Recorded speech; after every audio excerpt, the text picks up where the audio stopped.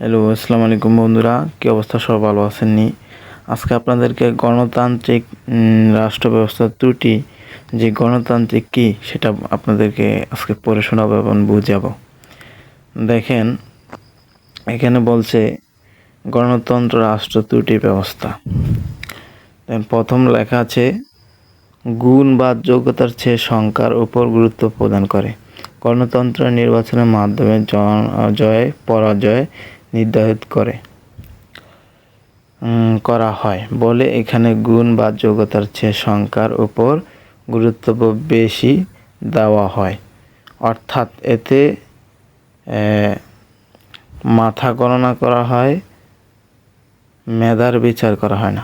তাহলে এই কথাটার আপনার মানে বুঝছেন যে গণতন্ত্র সংখ্যার ভিত্তিতে বিচার করে, সৎ মানুষ মেধাবীর কোনো বিচার করে না। যে টাকা বেশি সে ভোট চুরি করে নেক বা যেভাবে নেক, অসৎ লোকে যদি সংসদে যায় তখন আপনাদের কি অবস্থা হবে সেটা তো আপনারা বোঝেন। আর এখানে তারা বলে দিছে গণতন্ত্র সৎ মানুষের কোনো গণনা হয় না, বিচার হয় না, হ্যাঁ, মেধার কোনো গুরুত্ব দেয় না।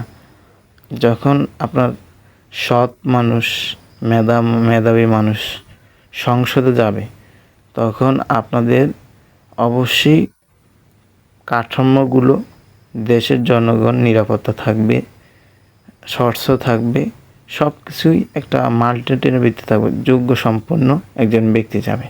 আর যখন অসৎ লোক যখন যাবে সংসদে, সে আপনাদের তো কোনো ভালো কাজ করবেই না, এবং সে যে টাকা খরচ করে গেছে ওই টাকা সংসদে আগে উঠেবা। তখন চিন্তা করেন, গণতন্ত্র বাদ, গণতন্ত্রের দিন শেষ।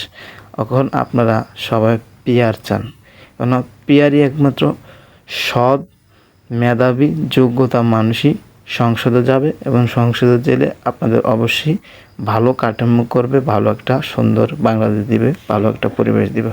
আশা করি বন্ধুরা আপনারা বুঝতে পেরেছেন। তো ভালো থাকেন, আল্লাহ হাফেজ। আর ভিডিওটা বেশি করে শেয়ার করবেন যেন সবাই দেখতে পায়। আল্লাহ হাফেজ বন্ধুরা।